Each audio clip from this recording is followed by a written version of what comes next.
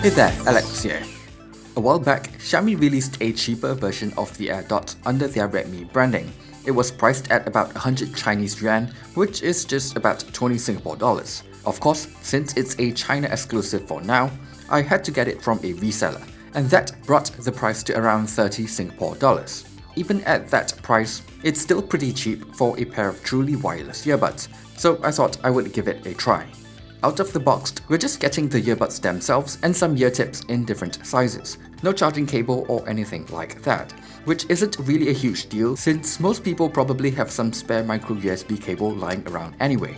The case itself is actually slightly bigger than the Mi AirDots, but still compact enough to carry around, which I do like. The earbuds themselves are slightly smaller compared to the Mi AirDots, but they do fit my ears about the same. They're comfortable enough, they have a slim profile, and even while jogging, they stay in my ears pretty well.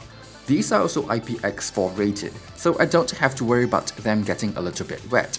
Instead of a touch button like the Mi AirDots, we're getting a physical button on the Redmi AirDots, which I actually don't really mind since I mostly control my music through my phone anyway.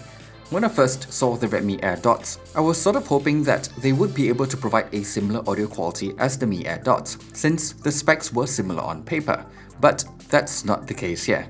The Mi AirDots to me seems to have better separation and just overall better sound quality. I guess these are still okay for a pair of $30 wireless earbuds, but I can't help but feel a little disappointed. In terms of battery life, I'm getting around 3 hours of continuous playback on a single charge, and around 9 hours of playback before the case itself runs out of battery, which isn't fantastic, but at least the case is still pretty compact overall, and easy enough to carry around. I'm not a fan of the micro USB charging port, but I can't really complain because of its price.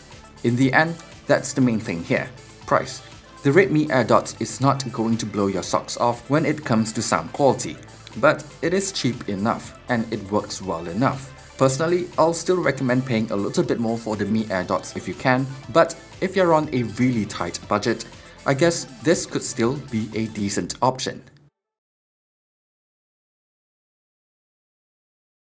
Thanks for watching this quick video about the Redmi AirDots. If you've enjoyed it, do leave a like and subscribe to the channel for more content in the future. Thanks again, and see you guys on the next one.